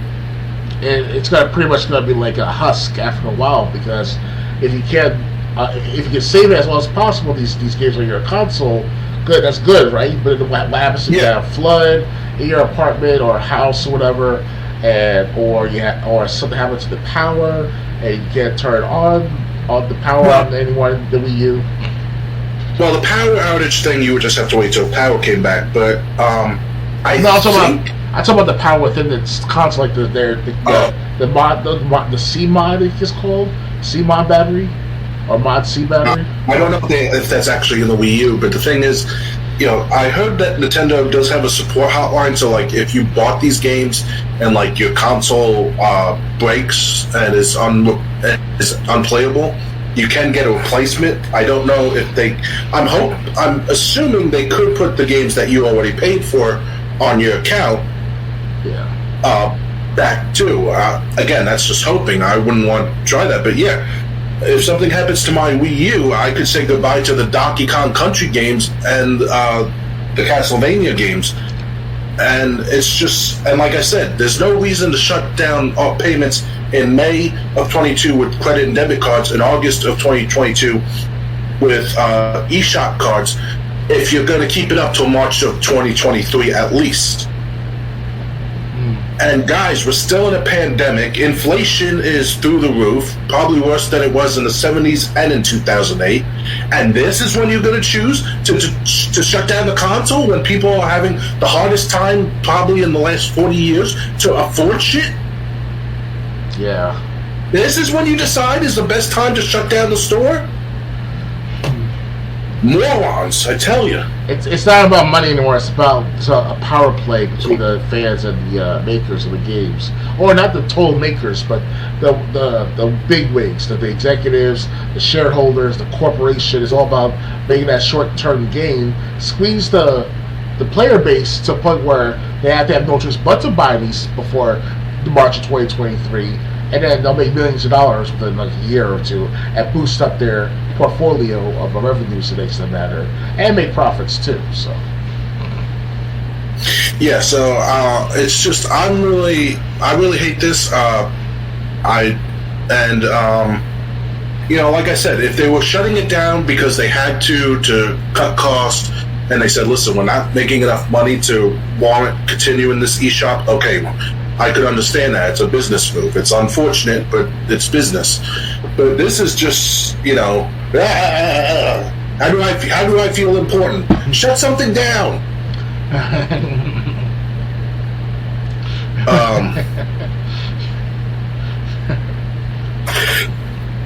So yeah, I'm not really, as if I needed more reasons to be unhappy with Nintendo. Now I got another one. I guess I'm also hearing too. There's been like, I wouldn't call them rumors per se, but statements by various YouTubers slash gamers and sorts. They're saying that there's a lot of like inclusivity of hiring of like affirmative action style type of workers. Like they're just hired just for like their skin color and not their total experience in the game industry. So whatever happened from 1990s into the 2010s, it's a transition from like nice, good game makers that care about their work to these spoiled, petty, snobby, people that don't care about games, just care about making the money, get a check from their employer, and move about their day. And don't care about the fans, they don't care about the game, they don't care about nothing of the gaming aspect or game community or gaming of its own. So it sucks for the last 10 years to see this, because it's, of course there were problems, there was glitches in some games, yes, but this is too much. It's like all this, whatever is going on with the game quality for the last few years, whether it's Nintendo or it's PlayStation or Xbox, it's always something excuse my language, fucked up about it. So yeah, so just it's just if we had the economy we had in 2019 where everyone was making money and they wanted to shut it down, then that would be understandable. But a lot of people are hurting, especially with inflation. They're looking for entertainment in a cheap way. If they had a Wii U, that would be cheap to play these to play Nintendo, Super Nintendo games. Like I said, at either $5 a pop or $7 a pop. Yep. And now they're taking that option away in one of the worst financial times we've had, like in the last 40, 50 years. It's all about the money maker. They try to squeeze as much as possible out of the consumer, regardless of their economic or financial stand in life. And I understand it's about money. You want to make that quick buck, but as a gamer or as a game maker or both, if you want to make something good for games and such, you have to have passion, you have to have patience, and you have to have consistency in the matter. The more you put into it, the better the product. And if you just put in the bare bones, you hire like affirmative action people and stuff like that, and like diversity hires and stuff like that, it's not going to work well. It's all about, because Final Fantasy 15 as one example, that game was mediocre in comparison to other Final Fantasy, like Final Fantasy 7, Final Fantasy 10, Final Fantasy 14 even. And these three games I just mentioned were the pivot points in the Final Fantasy franchise. You have Final Fantasy 7, and with the great passion put into that game back in 1997, it was all about the corporation, the evil corporations they put in there, and such and such. The Final Fantasy, that was the first 3D game of itself, Final Fantasy 7. Final Fantasy 10 was about the first ever voiceover of game of Final Fantasy. So it's pretty cool right there. And it's about sin and the cycles of civilization over and over, and now you got Final Fantasy 14, which I don't know much about, but it was like that was the first ever online game, if I recall correctly. Am I right about that, or that's something? And there was I think the first Final Fantasy one, yeah, and also I think it was like an MMORPG, like World of Warcraft. Yeah, the first ever MMORPG. The first fantasy game, a lot. Yeah. Final Fantasy. Yeah, we're going to talk about that. Okay. We got news on Final Fantasy 14 as well. All right. Ready to move on? Yes. Okay. All right. Next, Capcom Fighting Collection bundles 10 classic titles, including a ton of Darkstalkers. In addition to revealing Street Fighter VI, Capcom also announced it's celebrating 35 years of fighting games with a new collection. Aptly dubbed the Capcom Fighting Collection, it bundles 10 games from across the company's most beloved and niche franchises, including Street Fighter, Darkstalkers, and more. For Darkstalkers fans, the collection includes all 5 main titles in the series, including the Japanese exclusive Vampire Hunter 2, Darkstalkers Revenge, and Vampire Savior 2, The Lord of Vampire. Another deep cut for fighting game enthusiasts is the first release home console release of the 1996 arcade game Red Earth along with Cyberbots. Full Metal Madness, for you Marvel vs. Capcom 2 fans, this is the game that Jin comes from. Of course, there's a nice dose of Street Fighter 2 as well as Puzzle Fighter. Here's the full list of games.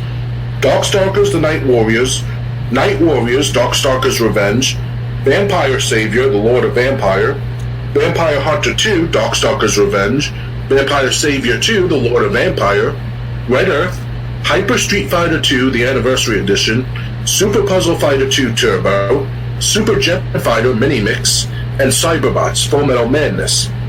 The Capcom Fighting Collection boasts enhanced gameplay and balancing adjustments, mid-game saves, and best of all, online play for every title.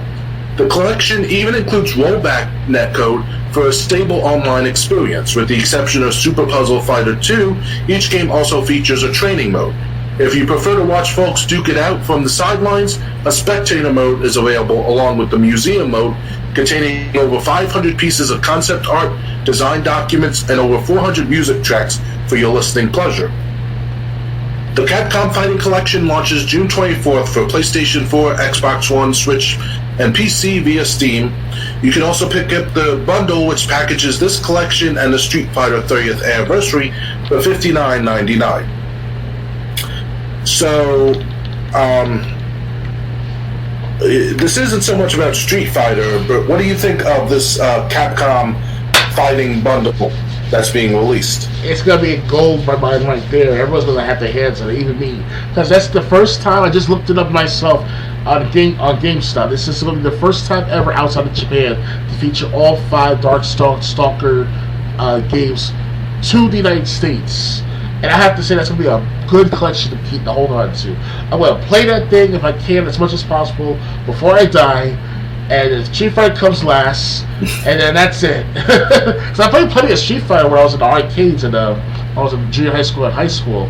But other than Street Fighter, I know I can get that anywhere throughout anywhere on the internet. But the Darkstalkers in this Capcom 35th anniversary, it's called, or 30th anniversary, that's perfect. That's good. Yeah. Great. I will buy that. It's only $40, so it's like. And so what, coming out in June, so I'll get it by the first week of July if I have to. So, well, you can get it for $60 with the street. What does it come packaged with? I said for $60. Or you could get it with Street Fighter 30th, and you can get this collection and the Street Fighter and 30th anniversary for $60 total. Yeah, perfect. Yeah, that's good right there. And I'm glad they have it for $40, for one time game. I want to get both physical copies if I can of the Street Fighter Anniversary Collection and as well as Capcom Anniversary Collection. So. Okay, I never played Darkstalkers, so I really can't comment. It's good. I heard it was good. I looked at the gameplay. Okay, well. Yeah, this is some, we went from what Nintendo's doing to Capcom's doing. Usually Capcom deserves criticism, but this is something good they're doing for fans. Oh yeah. They're getting this collection together, and unless you get Street Fighter 30th Anniversary with it, it's not even going to be what was considered full price at $60. It's going to be $40 by itself. So... good to Capcom. This is one situation where they're looking out for the gamer, I feel. Mm-hmm. And definitely. If you like fighting games, this is something you definitely want to keep an eye out for. Excuse me. Ready to continue? I just want to say that it's going to be worth something in the future to have these games. So the average, everyday Street Fighter player, the average everyday Capcom player, whether you're a Resident Evil horror collection, I know it's separate, but all together, like all our games will be worth something in the future. And I'm not sure if you pick these specific ones. If Resident ever have a collection of a 30th or 40th anniversary collection, I want to buy that too. It's going to be worth so much money to these games, whether in good condition or in used condition or whatever. It's just. It's going to be worth something. It's going to be gold to most of us who play fine games not as a living, but as a casual competition for some form of notoriety among our circle of friends. I get because these younger kids, they all understand. No offense to them, but they all understand that many of the fighting games from the 1990s and earlier, or 1990s into the 2000s, I should say. So it's worth it. It's worth it buying right then and there, the release date. Okay. So next, Final Fantasy XIV news. Final Fantasy XIV 10-year plan includes graphical update and expanded solo play. Final Fantasy XIV, A Realm Reborn, famously arose from the ashes of its ill-fated first iteration in 2014. Since then, the MMO has exploded in popularity thanks to several well-received expansions, including its latest, Endwalker. If you somehow thought Square would be slowing down after 8 years, you'd be grossly mistaken. During its recent letter from the Producer Live presentation, the publisher discussed its plans to support the game for the next decade. It all starts with patch 6.1, which hits the game in April. It will expand the game's trust system, the feature that lets players experience certain main scenario dungeons with NPC allies, thus eliminating the need to group up with real players, to apply to all main dungeons in A Realm Reborn specifically. That means those who want to adventure alone will have more opportunities to do so. Square states that this will apply to even more dungeons later. Square also confirmed that the game's first graphical update is currently in the works. These improvements include higher resolution textures, better lighting, shadow effects, and improved material qualities. Square aims to release the graphical facelift alongside the next expansion pack. Free trial registration has also reopened after Square temporarily suspended it to ease server congestion during Endwalker's launch period. This has also been expanded to include all content from A Realm Reborn and Heavensward. The free trial also grants access to the All-Well race and 3 additional jobs: Dark Knight, Astrologian, and Machinist. Lastly, Square rolled out a partial roadmap of new content arriving in upcoming patches. The publisher emphasized that there's plenty of unannounced content still to come, so don't take this list as the be-all end-all of Final Fantasy XIV support. Patch 6.1 series, new main scenario questline, somehow further Hildebrand adventures, Takeru's Grand Endeavor side quest series, Midst of the Realm #1 Alliance raid, new PvP Crystalline conflict, Arcasadora Tribe Quest and Dailies, Dragon Song's Reprise, Ultima's Bane, Trust support for A Realm Reborn, new calling card style UI, new hairstyles for Hrothgar, Emprium, custom deliveries, emotes, plus new trials and other assorted updates. Patch 6.2. Trust support for A Realm Reborn, double main scenario dungeons, trust support for 2-3 Heavensward main scenario dungeons, new weapon enhancements, new Criterion dungeon with variable difficulty between 1 to 4 players, Island Sanctuary debuts, plus Pandemonium, Foul Hollows, other trials, and more. Patch 6.3. Trust system for remaining Heavensward main scenario dungeons, Deep Dungeon Series number 3, Ultimate Duty number 5, Island Sanctuary updates, plus Midst of the Realm, Foul Hollows, other trials, and more. Patch 6.4 and 6.5 series. Trust system for Stormblood main scenario dungeons, Criterion dungeons number 2 and 3, additional area for Island Sanctuary, plus the conclusion to Pandemonium, further Midst of the Realm, Foul Hollows, other trials, and more plans for patches 6.4 and 6.5 are being made as we speak. This should be welcome news for Final Fantasy XIV players, old and new, as the Endwalker expansion has gotten fans excited for the future of the MMO more than ever before. Do these patches and updates make you more excited for Final Fantasy IV? 14. 14, excuse me. Well, These patches make you... I have to say, it seems epic what they're trying to do, like with trying to compare themselves to Elden Ring, in my perspective, that is. And Elden Ring just came out, yesterday? And it's going to be 2 days tomorrow, so yeah, it's going to be competition for the next few months on Final Fantasy 14 to compete with Elden Ring. And also there's another MMO RPG that came out late last year, around November 2021. I forgot the name of it though. It had server troubles or maintain a population in their servers, like that Battlefield 2042, a different genre altogether, but basically these games, MMORPG games specifically, they're in competition with each other. World of Warcraft is dying because of Blizzard Activision, so that's going to be bye-bye in a few weeks or months at the most. You got ourselves this upgrade of Final Fantasy 14 compete with Elden Ring that just came out. I mean, and when is this coming out anyway, these upgrades of Final Fantasy 14 again? I'm sorry. They're coming from the developer. But do you know when? I think. No, there's no release date yet. Well, if they can do this within a few months, they have to, because Elden Ring. I'm gonna be focused. I think they just had their last update. Okay. But they said these are the plans for like the next 10 years. Oh wow! So they're gonna compete with Elden Ring, because Elden Ring is supposed to be like the next Dark Souls style type of gameplay.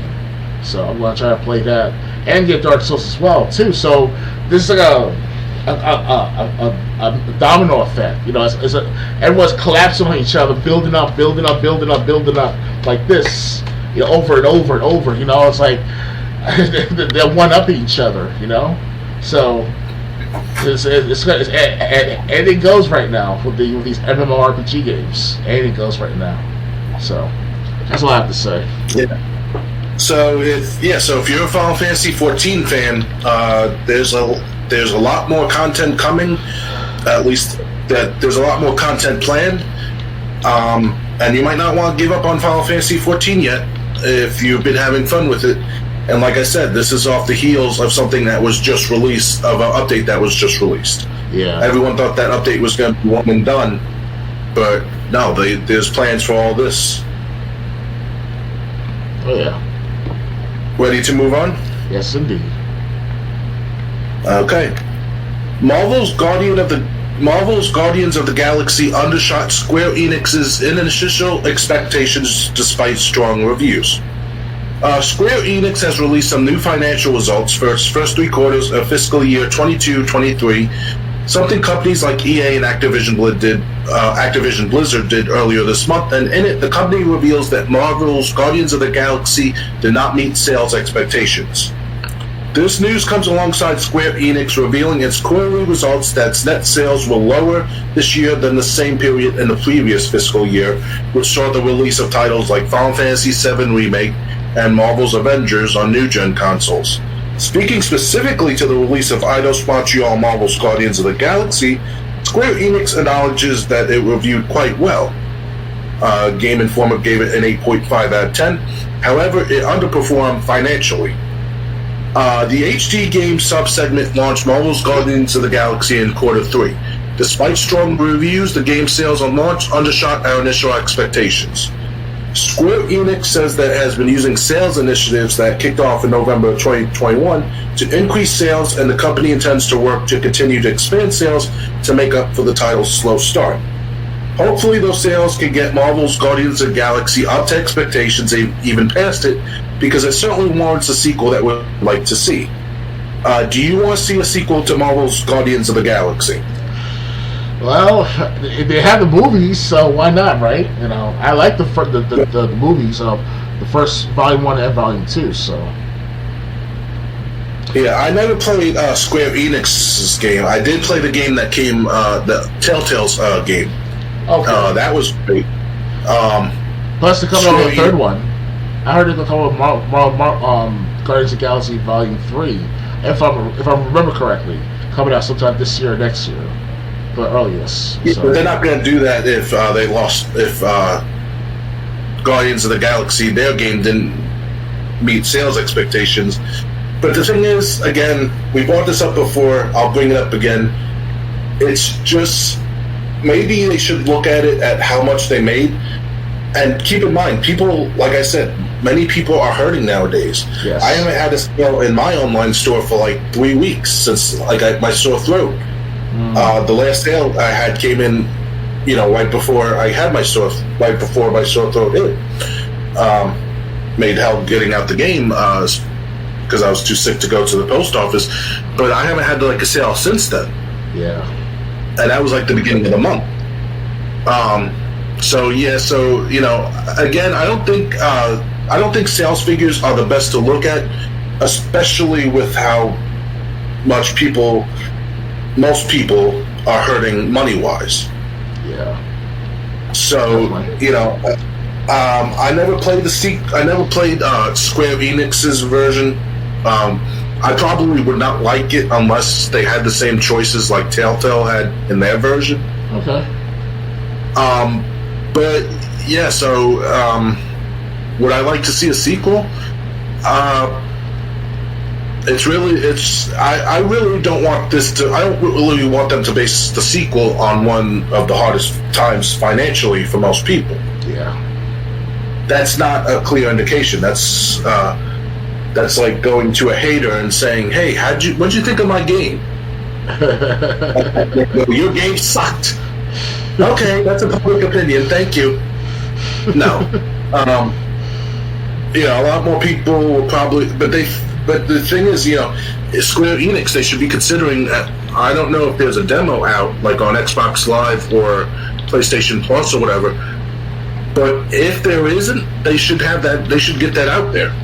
Oh yeah. Maybe people will be open to buying it or put it on their to pick up list if they're, or a free play day even. Oh yes, indeed. So yeah, I would. It's not so much I want to see a sequel. I would love to see a sequel with Telltale creating it, but I also don't want, one of the worst financial situations to be what decides if there is a sequel. It's iffy. I have to say it's it's good to see Final Fantasy 14 obviously, trying to outbeat the competition, in my perspective, that is, and what time will tell. So over the next year, it's going to be an intense fight between the major three MMORPG games: Final Fantasy 14, Elden Ring, and I guess the soon to be gone World of Warcraft. Yeah. Ready for the next story? Yes. We only got a couple left. Ready. Okay, hold on. Okay, Call of Duty will skip 2023 according to new report. For the first time in almost 2 decades, Activision Blizzard's Call of Duty franchise will take a year off. This means there will be no mainline Call of Duty game in 2023, a massive shift for the franchise, which has had new entries released every year since 2005. Bloomberg's report posts that Activision Blizzard, which is going to be acquired by Microsoft, has pushed its 2023 release out of that year as a result of Call of Duty Vanguard, which was the 2021 release for the series. Vanguard failed to meet expectations, and some executives within the publisher feel that new iterations of Call of Duty are releasing too often for one to make as big of an impact as previous entries. You just figured that out now. This decision is not related to Microsoft's acquisition of Activision Blizzard. In fact, Microsoft does not have any authority over the publisher, as this acquisition is not set to close until next year at the earliest. Following Activision Blizzard's 3-studio rotation for developing Call of Duty entries, Infinity Ward develops one, then the next year Treyarch develops one, and then the year after that Sledgehammer Games develops a third before it's back to Infinity Ward. This would be 2023 game is being developed by Treyarch. While Treyarch Call of Duty is receiving at least another year of development, Bloomberg says Activision Blizzard will have other projects to fill 2023's release schedule. A new Call of Duty, a sequel to Modern Warfare developed by Infinity Ward, will still be released this year, and that's one pipeline of content Activision Blizzard will have going into 2023. A sequel, free-to-play Battle Royale Warzone, will be released this year as well. Plus, Bloomberg says there will be a new free-to-play online title next year as well, and Treyarch will be also helping to develop this game. The report doesn't specify if this will be a Call of Duty game, though. We have an exciting slate of premium and free-to-play Call of Duty experiences for this year, next year, and beyond, an Activision Blizzard spokesperson told Bloomberg. We look forward to sharing more details when the time is right. Do you think skipping 2023 is a good idea for Call of Duty? I think they should skip 2022. maybe take a good year and a half break for a while. Not a while, whole year and a half break, but to come up with new ideas for Call of Duty, because they keep coming out with a new Call of Duty game every year since 2003 or 4? 2005. Okay, so it's I can't imagine that pressure from every single company involved trying to rotate every 2 years, 3 years. Say one year is Sledgehammer, one the other year is Treyarch. You know, it's like then the next year's Infinity Ward. Yeah, so it's like every 2 or 3 years, it's kind of like a pressure to come out something quick and like this. It's not working anymore. It worked good the first 4 or 5 Call of Duties. You got the trilogy Call of Duty came out. They got the Call of Duty World at War, one of the best if not the best Call of Duty game of all time. I heard. And I played the game. I'm up to the part where Reznov and I snipe people and stuff. So pretty cool, interesting scenario. Then all of a sudden, after Call of Duty Black Ops 2, that was the last good Call of Duty game. And my Ghost went down like hell. And then Advanced Warfare with Kevin Spacey is starting. And you got other games like Infinite Warfare and World War II. They're losing it. It was good. It's good to play it, but you know, there's only so many wars you can make a game out of. Yes, unless they can go back further in time to the Revolutionary War and do something like that. That'll be cool to see. Or do foreign wars that America wasn't involved in. Yeah, like the what's it called? What's that war called? There's a battle. It's one of those battles held by the United Emirates area that happened back as of like last year. I forgot the name of that war exactly. It's basically the situation is this: the Middle East is always at war. Use them for Call of Duty. You know what I mean? I was saying, go back to wars from the 1600s, the 1500s, the 1400s. Alexander the Great, give me the star character in that Persian War. We see like raining arrows, coordinating raining arrows. Open the scroll, shh. And then you see raining arrows all over the place, That'll be a special attack right there. And you mess up your movement in the meantime. Personally speaking, I think Call of Duty peaked with the Modern Warfare series and the Black Ops series. Yes. After that, like Call of Duty Ghost, everyone was like, "Yay, no single player," or "Yay, just a 4-hour single player campaign." And Call of Duty Ghost then died. Yes. So I think a year is definitely great. Especially, maybe they could give us wars, between two countries that didn't involve America or happened before America's time. There's only so many wars you can make a game out of going forward before you want out. Especially with a series that's been going on as long as since 2005. Yeah, I really didn't like the first few Call of Duties, to be honest. It was after Modern Warfare, the first, Call of Duty 4. Call of Duty 4 Modern Warfare. What about that game? It's like after that's when I started liking the Call of Duty series, but then it just became overkill. Yeah, so they're overdoing it over and over with the action sequences and all. It's like, it's good to have that in the Call of Duty. That's their signature, that action-packed games. But after seeing it after so many times, after a decade and a half, you're like, okay, what are you going to try to do this time, And they run out of ideas with the time being involved. I understand time equals money and money equals time, but sometimes patience is bitter, but the fruit is sweet. So give yourself some time. Treyarch, Sledgehammer, whoever else involved with Call of Duty games, give yourself a year break. Then by next year, or for the next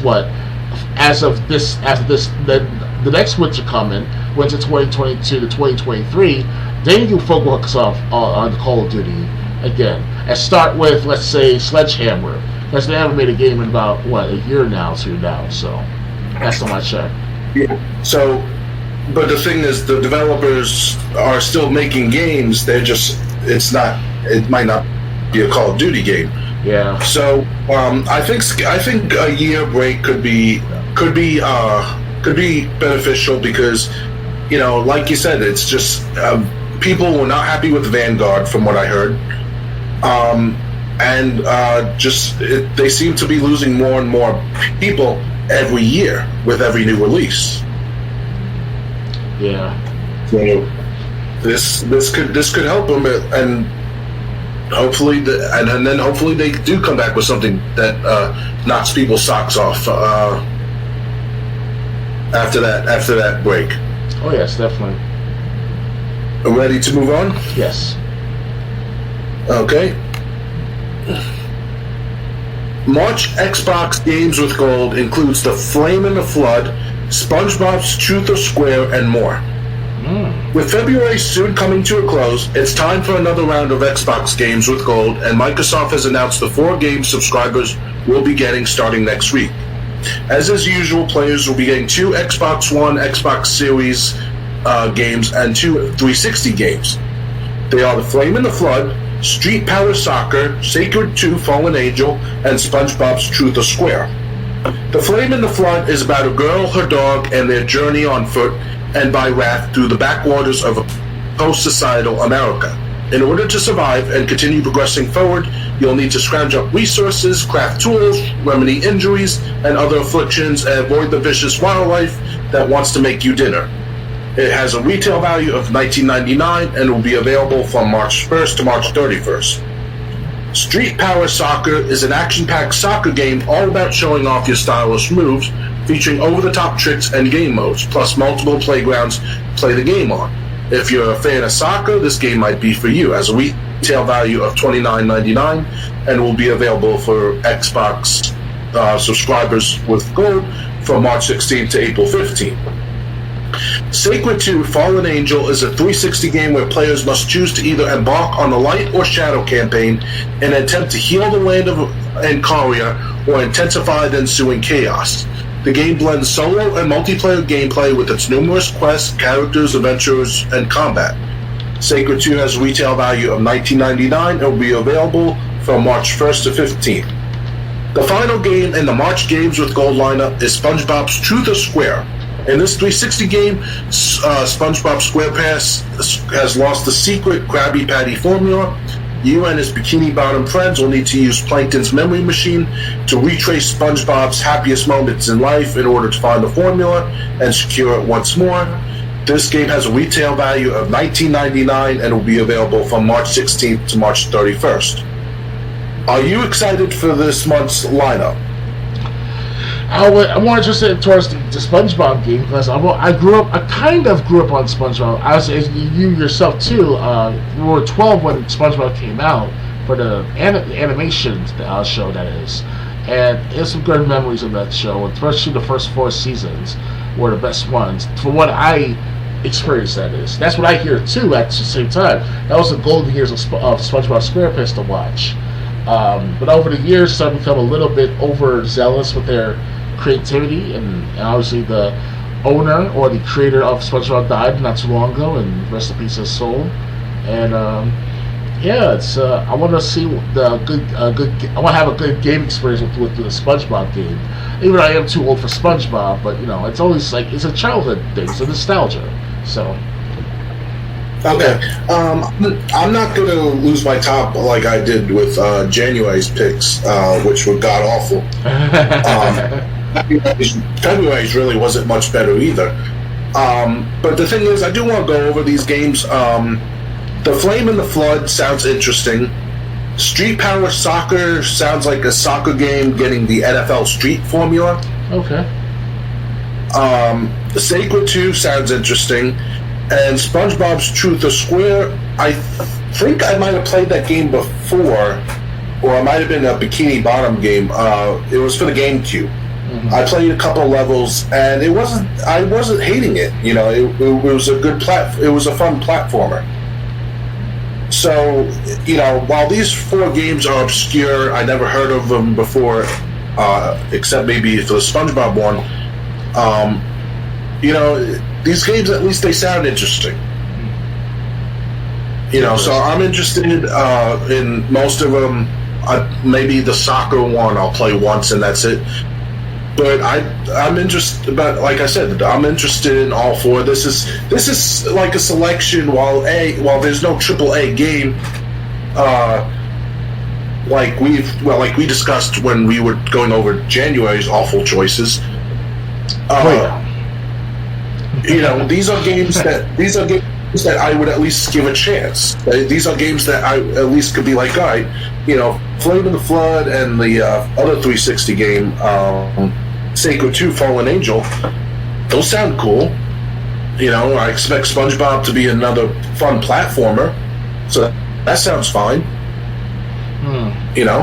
At least 3 of the 4 games. I don't, like I said, soccer getting the NFL Street treatment, it might not have the same allure as the other games. It might not keep me interested as much as the other games, but I'm interested in these. I'm actually going to watch the trailer for Games with Gold later tonight to find out more about these games. Okay, yeah. So good job, Microsoft. You found some obscure games that actually sound interesting. I guess after the first year of the Games with Gold, back to what, 2013, and during that first year or two, it was good stuff. It was like Halo 3, Halo Reach. Those are the big titles. Then also later on in the 2010s decade, Wolf Among Us. I believe Hollow Knight was available free with Games with Gold at one point. I doubt if it was ever on sale at one point too. So even though you don't see it as a part of the free Games with Gold, you still get a good discount on these games later on that you missed, or that they're not available to the public directly, but to your own membership of the matter, being part of the Xbox community. So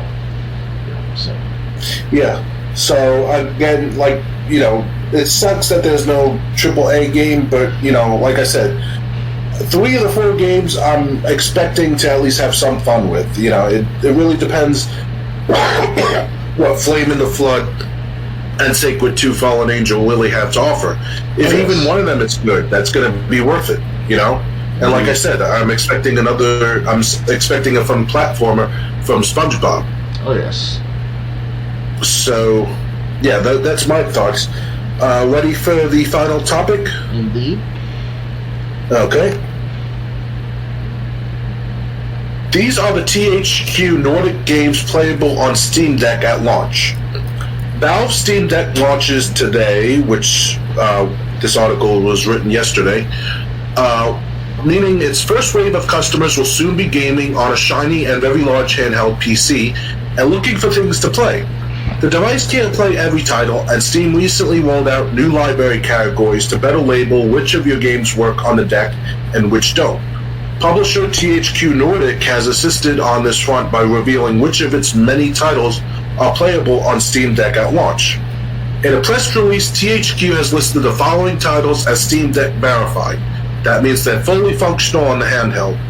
Darksiders 2 Definitive Edition, Darksiders Genesis, Desperados 3, and This Is the Police 2. The next batch of titles is Steam Deck playable. This is a step below verified status because while these games work, they may require some manual tweaking to get them running at full capacity. These games are Battle Chasers Night War, Biomutant, Darksiders War Mastered Edition, Destroy All Humans 2020, Alex, Expeditions Rome, NX vs. ATV All Out, SpongeBob SquarePants Battle for Bikini Bottom Rehydrated, and This Is the Police. There are currently over 300 titles confirmed to be playable on Steam Deck, and that number will grow as Valve and developers work to get games running on the handheld. Other confirmed titles include Persona 4, Dota 2, Marvel's Guardians of the Galaxy, Inscription, and Valheim. Are you interested in getting your hands on a Steam Deck? Well, it sounds good, enticing. I have to say, I like the Darksiders coming to the system. I think I seen a picture of the Steam Deck. It's like the size of a Dreamcast system. something like that. Well, but beefier, of course, right? Okay. So yeah, I don't have the money to get one. The thing is, the Darksiders games, Darksiders 2 was definitely the best way to go. I did play Darksiders 3, hated it. I even did a video on it on Dailymotion. But yeah, Darksiders 2 was definitely great. I guess a remake of the first one was also fine. And even if Darksiders isn't your thing, they got a ton of other games that are either coming or will be playable in some way, even if it's not at full capacity. So it looks like Valve Steam Deck might be something that could be a competitor in the future, because there's a lot of titles you can access. Oh, yes, indeed. Yeah, so that's all the games. That's all the news we have to talk about. Unless you have something you want to bring up. To those who are aware of my other channels other than gaming channels, I'll plan on doing another War Antics video like I did back in December of late November, and I'll try to do it every 2 to 4 months, if that most at most that is, and hopefully I'll try to finish it by next month, the latest. So keep that in mind. And also I'll be doing more gameplay of Medal of Honor, the first Medal of Honor game that I haven't played in a few months with my audience, especially on BitChute, which also are well aware of my continuations of the matter. So I'll try to do that sometime next week, technically speaking this weekend at the earliest. So. Okay. Yeah, so I don't have anything to say, basically. Go to the About section, and if you're on my Twitch channel, there's a link to my BitChute channel. I upload all videos that I upload to Dailymotion. I'll also upload to BitChute and Rumble. There was a problem getting a clip from the previous podcast on there yesterday, but mostly all videos that are uploaded to Dailymotion and Rumble are also on BitChute. There's a link to my BitChute channel. Also, there's a link to my game store if you're interested in purchasing old or new video games. Check my price charting store to see what I have in stock. It'd be really appreciated if you could help me out. Just because, like I said, I know a lot of people are hurting. I'm not immune from it either. You know, a lot of my writing job has been basically, I'm lucky if I got 1 or 2 things to do a week. Yeah, I understand. And so it really would be appreciated if you could help, if you could at least just stop by my price charting store, see what I have. I wouldn't want you to buy something if you weren't interested. Oh, yeah, I understand. So anyway, that was episode number 41 of the Let's Discuss Gaming podcast. The next episode will be 2 weeks from tonight. Let me look at the calendar. That'll be Saturday, March 12th. So that'll be March 12th, 9 p.m. Eastern. As far as weekend plans go, I did do a nearly 2-hour stream of Assassin's Creed Valhalla. They have like some train game like TSK or something. I do plan to do that tomorrow. It all depends. If I can't do a stream, I'll definitely do a let's play of it on daily mode on my video platform. So that would be another thing to look out for if I don't stream it. I just hope you enjoy the content, and we see you again. Later, guys. Bye. So also follow me on my Twitch channel so you are notified of future streams. Mm-hmm. All right, so good night, everyone. Goodbye.